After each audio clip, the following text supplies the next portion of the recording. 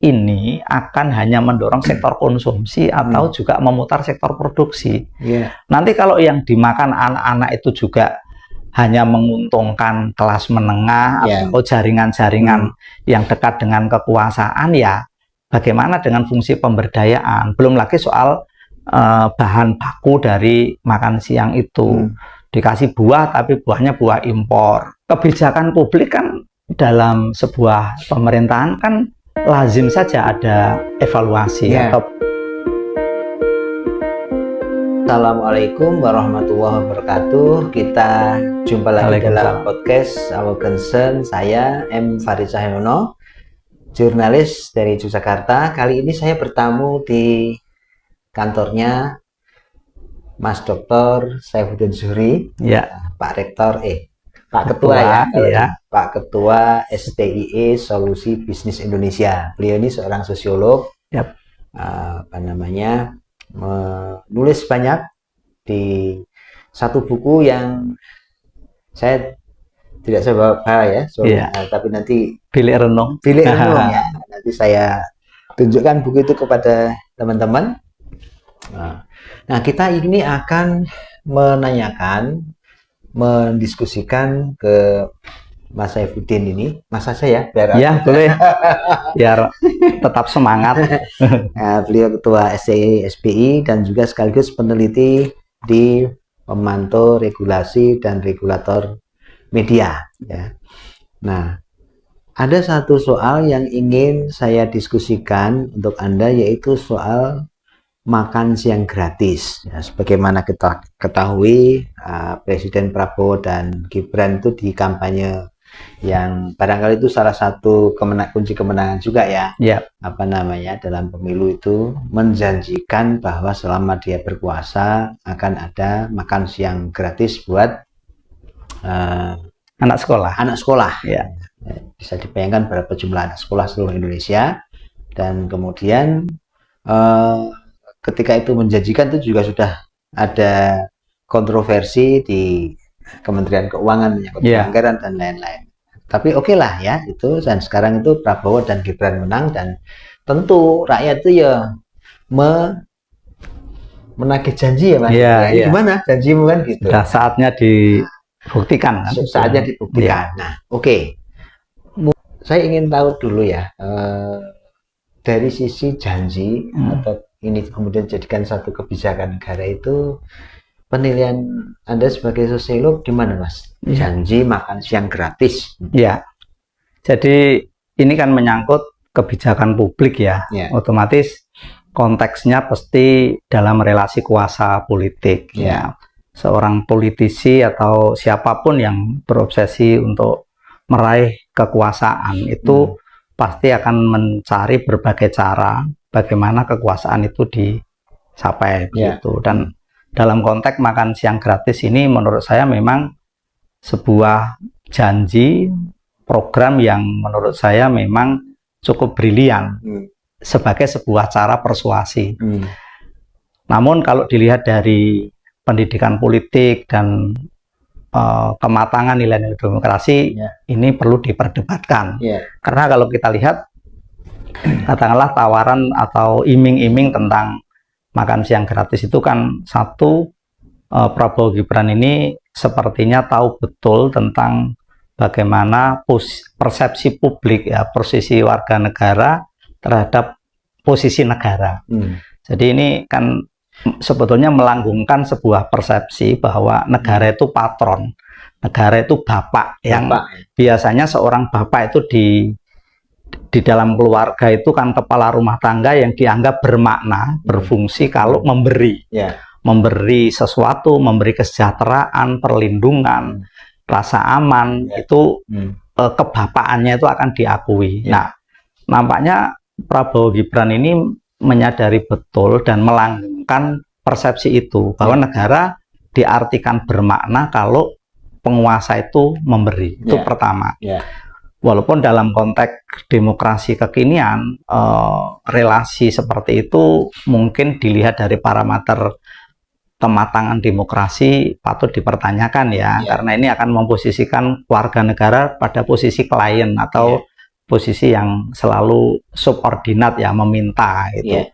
Kedua, saya kira saya anggap brilian karena ini kan bagian dari cara persuasi. Waktu itu ide ini kan dalam konteks kampanye ya, otomatis kampanye itu orientasinya bagaimana mempesona, memenangkan, dan tentu ada cara-cara yang instan dan cukup efektif untuk menarik perhatian publik. Nah, cuma sayangnya jenis kebutuhan itu disasar yang paling mendasar. Kalau dalam teori kebutuhan Maslow itu kan ada 5 kebutuhan ya, kebutuhan fisiologis tuh makan, minum, kebutuhan fisik gitu ya. Kemudian berikutnya kebutuhan rasa aman, kebutuhan kasih sayang, kebutuhan untuk dihargai dan aktualisasi. Nah, kebutuhan fisiologis ini kan sebetulnya kebutuhan paling rendah ya, tapi paling primer dalam hidup manusia. Katakanlah kalau sandang pangan itu durasinya bisa bulan, bisa tahun. Kalau pangan itu kan jam. Orang tidak makan 4 jam, tidak minum 4 jam aja sudah lapar gitu. Nah, ini kan kebutuhan yang ritmenya pendek, sekaligus paling nature ya. Dan ini sama dengan spesies makhluk hidup, binatang, hewan itu kan kambing makan rumput, dan sama manusia juga kalau dalam 6 jam tidak makan ada rasa lapar, yang tertarik kan ya makanan gitu. Nah, tetapi kan ini sekaligus juga menandakan bahwa seberapa derajat kualitas kewargaan kita itu ternyata di situ, dan itu dimanfaatkan. Jadi satu, memanfaatkan tentang bagaimana persepsi publik terhadap negara yang hanya diposisikan sebagai patron. Kedua, menyasar pada kebutuhan fisiologis yang itu dalam hierarki kebutuhan manusia sebetulnya paling rendah sebetulnya. Nah, bahayanya apa itu kalau misalnya itu menurut Anda sebagai sesuatu yang jangan begitulah? Itu misalnya. Ya, tentu kan dalam konstitusi kita itu kan cita-cita tertinggi itu, kita merdeka itu kan ingin membangun manusia Indonesia seutuhnya. Kemudian kita kalau membangun juga membangun jiwanya, membangun badannya, bukan hanya badan. Kalau kita orientasinya hanya berhenti pada membangun badan saja, kemudian mestinya kan juga cita-cita tertinggi itu manusia Indonesia seutuhnya, itu otomatis ada soal aktualisasi diri, ada dimensi-dimensi manusia yang bukan hanya tubuh. Tapi ini kan ya, saya tidak mengatakan bahwa tubuh fisik itu tidak penting, karena stunting itu juga salah satu latar belakang dari program ini, seperti itu. Tapi kan kalau dasar kebijakan hanya terhenti di situ, ya kita tidak beranjak kan. Akhirnya program-program itu hanya stagnan pada persoalan fisik gitu. Seperti itu, padahal kan pembangunan manusia Indonesia seutuhnya itu mestinya kan lebih berorientasi pada peradaban yang ya, kalau dalam Maslow tadi adalah sampai pada aktualisasi diri ya. Kalau dalam mungkin ekonomi politik global ya, otomatis negara kita harus bertransformasi menjadi lebih maju, tidak tergantung, kan seperti itu. Ini kan sudah kadung ya. Mestinya kan kemudian harus ada kebijakan yang bagaimana ini tidak dikasih umpan tapi kasih pancing seperti itu ya. Itu nanti di diskusi yang lain. Tapi kita dulu apa namanya, ketika keputusan itu sudah diambil dan Prabowo menang dan publik itu menagih janji gitu ya. Amatan Anda atas penyiapan makan siang gratis ini untuk anak-anak gimana? Pertama, saya kira setelah ini bukan lagi janji, karena sudah kekuasaan sudah di tangan dan sudah masuk periode pembuktian ya, realisasi, dan dari kemarin sudah di launching, sudah dilaksanakan, mulai muncul evaluasi dan mungkin ada beberapa catatan kritis yang perlu kita tinjau tentang kebijakan itu. Pertama adalah dasar ini katanya adalah persoalan stunting. Yang di Indonesia katakanlah pada anak usia balita itu mencapai 6,1% mungkin ya. Itu menurut data WHO termasuk data yang cukup tinggi stunting itu.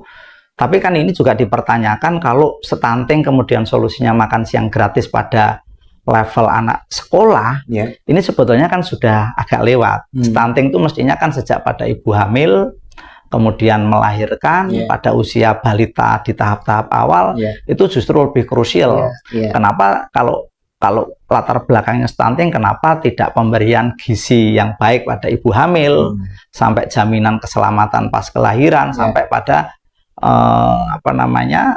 pertumbuhan awal di masa balita itu jauh lebih strategis gitu. Jadi dari segi alasan stunting ini agak kurang tepat gitu. Kedua, saya kira apakah betul problem pendidikan di Indonesia itu persoalan makan gitu. Karena kalau kita lihat katakanlah anak usia sekolah dasar itu jarang kayaknya saya lihat ada kasus busung lapar secara rata-rata loh ya. Mungkin masih ada ya di beberapa tempat gitu, tapi secara general kok kayaknya saya belum pernah mendapatkan data bahwa busung lapar, kelaparan itu jadi problem. Bukankah mungkin problem pendidikan kita ini lebih pada persoalan mutu, tata kelola, ideologi pendidikan, itu mungkin lebih pas itu. Itu kedua. Ketiga adalah ingat bahwa Indonesia itu sangat luas. Mengeneralisasi problem seluruh wilayah dengan makan siang gratis itu saya kira terlalu menyederhanakan. Katakanlah kalau kita bagi Indonesia Tengah, Indonesia Timur, Indonesia Barat, itu kan setting problemnya macam-macam. Itu katakanlah ini ya berandai-andai saja ya. Mungkin Indonesia untuk makan siang gratis dan mungkin tepat untuk Indonesia Timur, tapi belum tentu tepat untuk katakanlah Indonesia Barat, Jogja contohnya. Jarang sekali kita mendengar anak-anak kurang makan gitu.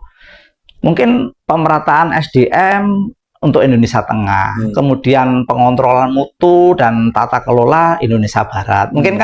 Mungkin ini ya. Tapi kalau menyamaratakan bahwa semuanya butuh makan itu, kalau diukur dari ketercapaian fungsinya itu kok saya kira terlalu agak mubadir gitu. Itu ketiga.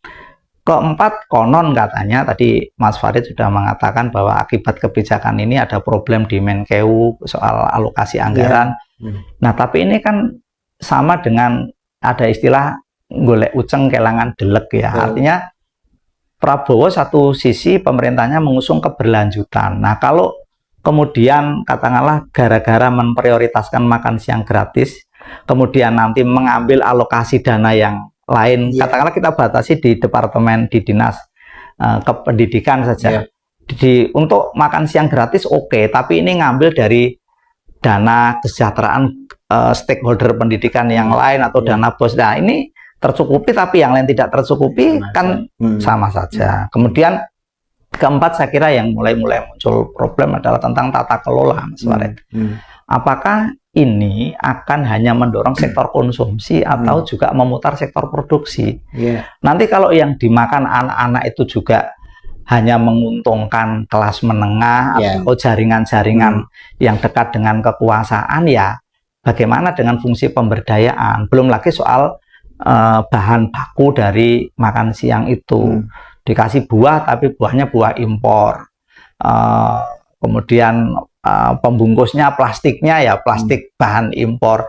Ya ini kan akhirnya hanya memutar konsumsi tapi tidak berkorelasi untuk meningkatkan produksi. Ya, ini kalau saya menyaksikan ini ada beberapa Pemda yang tidak makan siang gratis ya, tapi menyediakan makan bagi fakir miskinnya. Orang miskinnya itu kan dan juga orang tua janda terlantar itu kan Tri Risma, Bu Mensos buktikan ya. Itu saya wawancara bagaimana itu per RT didata gitu kan. Saya kira Jakarta ada, tapi meskipun Jakarta tidak bisa dianggap sebagai sesuatu yang ya karena dana kan nggak masalah dia. Nah, ini kira-kira kita ngasih waktu sampai berapa dan kemudian sampai berapa lama ya, dan kemudian mengusulkan usulan yang lebih praktis bahwa ini loh ini sudah jadi keputusan negara dan kemudian anggaran, tapi pelaksananya harusnya begini.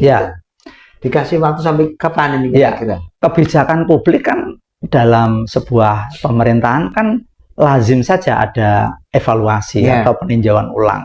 Jadi menurut saya direalisasi itu harus karena sudah kadung menjadi janji Tetapi apakah ini harus polanya 5 tahun berturut-turut selama kekuasaan? Saya kira kok ini perlu katakanlah apa 3 semester atau pakai model 1 tahun dievaluasi.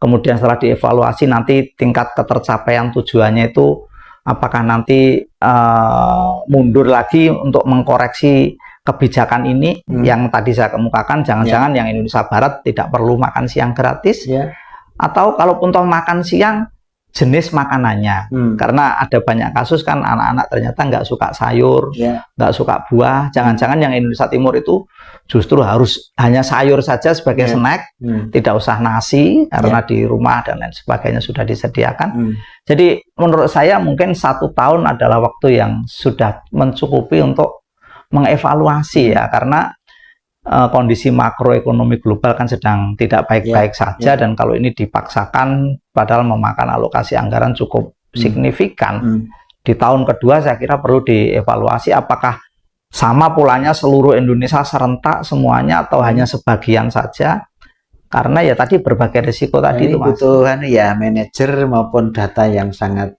baik lah, betul. Kekurangannya di situ. Iya, manajemen sama feedback ya, Mas. Pengukuran terhadap ketercapaian tujuan ini. Tujuannya kan konon untuk membuat peserta didik berkualitas, stamina tubuhnya baik.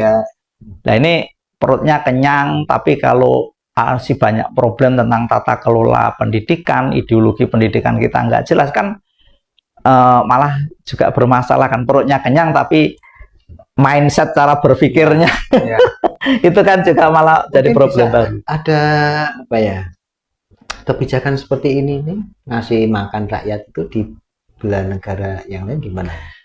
Ya, kita dengar di beberapa negara memang ada yang memberlakukan seperti itu ya, tapi kan kasusnya beda-beda. Ada negara yang memberi karena memang sudah memiliki devisa yang cukup, surplus, itu nggak masalah saya kira ya, karena itu lebih pada, dan biasanya kayak gitu nanti sudah meningkat menjadi kualitas, karena negara yang dikasih makan banyak, obesitas juga jadi problem kesehatan kan. Nah, jadi menurut saya persoalan makan memang kebutuhan dasar fisiologis manusia, tetapi manusia kan bukan hanya tubuhnya. Saya kira di beberapa negara yang memperlakukan itu memang menurut saya ada 2. Satu, negara yang sudah sangat makmur, mungkin surplus. Kedua, negara yang levelnya masih membangun kebutuhan dianggap primer adalah soal makan. Ini kan biasanya justru negara-negara miskin. Kita itu sebetulnya sudah G20 ya. Iya, kita satu sisi sudah bertransformasi ke sana, tapi kok masih persoalan itu, apalagi tadi saya kemukakan soal stunting. Kalau stunting agak kurang strategis di usia sekolah itu. Jadi bahwa memberi makan rakyat itu harus menyediakan kemudian caranya gitu. Iya. Dan di konstitusi kita kan negara itu kan memang melindungi segenap tumpah darah, tapi perlindungan itu kan tidak hanya itu ya, memberi dengan membuat rakyat ketergantungan, belum lagi pada efek psikologisnya ya, karena engko yono sing jatah mangan, otomatis kan tidak mendorong. Nah, saya khawatirnya gini loh, pemberian makan siang gratis ini justru dikomodifikasi untuk kepentingan politik, karena itu sisi paling mudah membangun citra kan gitu. Lupa membangun sebuah sistem yang bahwa membuat masyarakat berdaya, berkualitas itu ya memang jangkanya panjang ya. Seperti membangun pendidikan. Ya itu kan bukan hanya soal bagaimana mengisi perut siswanya kenyang, tapi bagaimana mindset tentang cara berpikir itu juga justru membutuhkan biaya yang, katakanlah begini, kenapa tidak ada alokasi anggaran yang concern untuk di sekolah itu membangun laboratorium atau membangun perpustakaan, atau meningkatkan sumber daya pendidik menjadi lebih berkualitas. Itu kan jauh lebih berarti kan intinya begini ya, memberi makan gratis itu memang ya perlu diberikan bagi yang memang membutuhkan.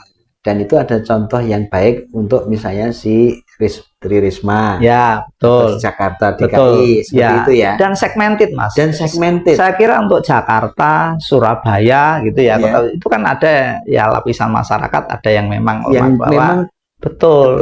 Itu tidak misalnya ini sebagai sebuah kebijakan yang sifatnya nasional itu masif itu, dan itu kemudian anggarannya diambil gitu ya. Akhirnya tidak tepat sasaran kan. Tepat sasaran. Oke, kita ya kasih waktu 1 tahun lah ya. Iya, menurut saya 1 tahun ini dievaluasi, toh nanti ya menurut saya kalau program ini ya bukan dianulir tapi direvisi, diperbaiki itu saya kira kok publik memaklumi ya. Kayak Jogja contohnya ya yang saya kira sudah terlewati lah busung lapar itu, orang lebih ingin bagaimana kinerja stakeholder pendidikan ini lebih pada persoalan mutu, ya persoalan kualitas, persoalan pemerataan sumber daya itu jauh lebih dibutuhkan gitu. Perpustakaan atau laboratorium itu jauh lebih dibutuhkan daripada persoalan makan, dan itu day to day. Itu bayangkan itu. Lebih baik daripada untuk yang sebetulnya sudah lewat, ya sudah untuk yang betul-betul membutuhkan. Betul, dan mungkin tahun depan Jogja tidak lagi makan siang gratis, tapi apa itu mungkin butuh dikaji itu. Yang kayak misalnya orang-orang yang kerja sebagai Grab, sebagai itu kan lebih membutuhkan. Mungkin betul. Itu kan. Dan lagi-lagi di Indonesia itu problem yang mungkin cukup krusial itu soal tata kelola memang. Data dan tata kelola itu nanti bagaimana ketepatan itu diterima itu kan butuh pendataan yang valid ya. Tapi untuk dapat data yang valid itu, nah itu susah sekali. Nah, itu mungkin yang harus PR selalu ya, bagaimana kita membutuhkan manajer di berbagai bidang dalam hal ini, apalagi makan siang gratis itu kita usulkan lah ya pemegang anunya itu memang orang yang memiliki kapasitas manajer. Iya, betul. Setuju Mas Warid. Gitu, sehingga ini nanti bisa tepat kan gitu kan. Iya. Nah, persoalannya kan birokrasi kita itu soal kualitas SDM, tata kelola semacam itu tuh. Nah, itu cara memperbaiki birokrasi yang seperti itu gimana? Wah, ini lebih kompleks ya. Iya, betul. Negara-negara seperti itu kan kemudian, wah kalau di swasta bagus ya, sudah kita ambil aja. Iya. Seperti itu. Ya, ini memang problem. Dan di Indonesia ini swasta diambil di negara belum tentu baik.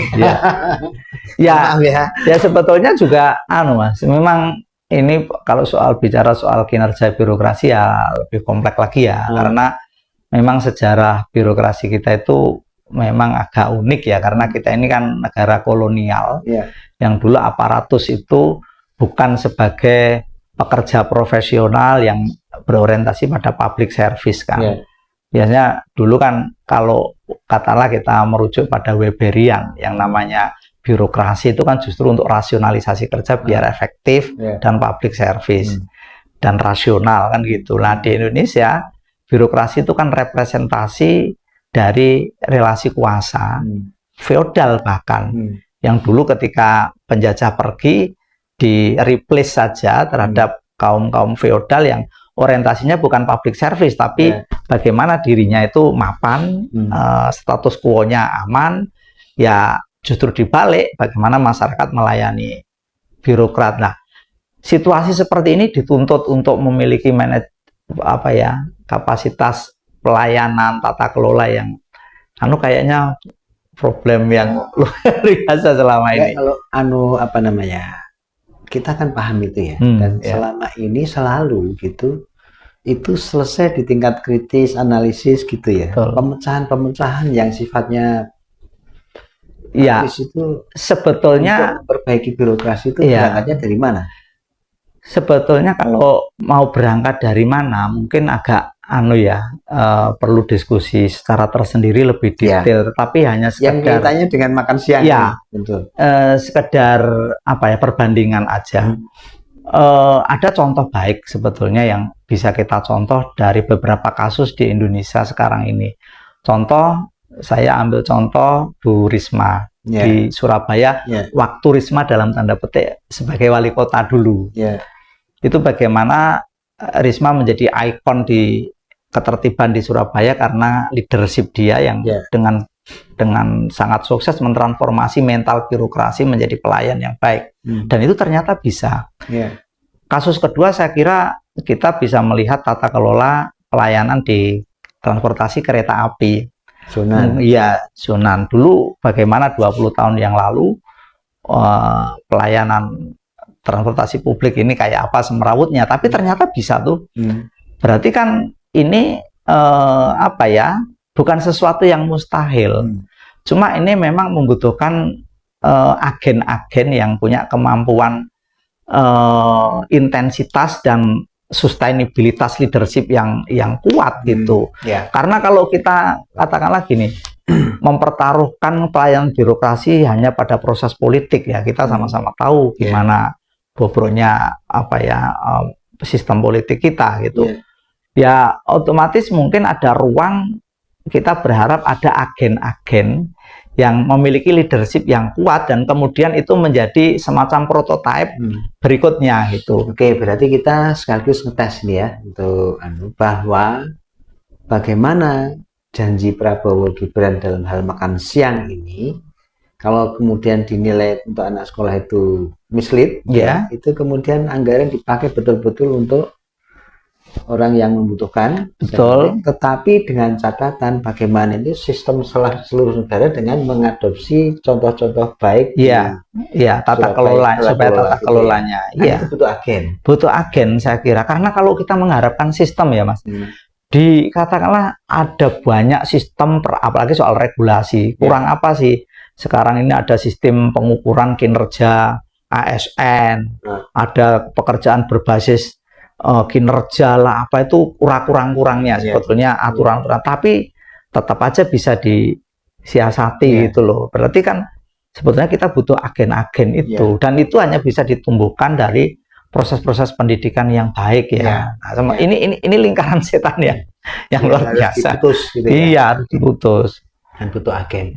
Saya kira begitu Mas diskusi kita pada kali ini. Besok kita ngobrol lagi tentang yang lain. Terima kasih atas perhatiannya.